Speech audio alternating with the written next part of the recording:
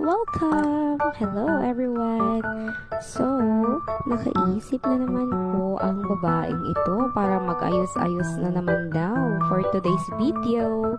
So, ayan nga kung ano-ano nang pinapahid sa pagmumukha niya. Una, naglagay daw siya kanina ng primer and then next is moisturizer. So, ewan ko ba kung anong pumasok dito sa isip niya dahil nga napag-isip-isip niya na gusto ko lang namang mag-video kasi wala namang entry kay TikTok eh. So, ayan.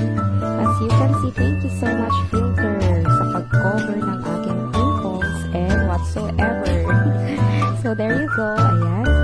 Tinatapos na nga lahat dahil naboboring ako, walang magawa for today's video. So, tomorrow, papasok na tayo ng Monday. Ayan na po.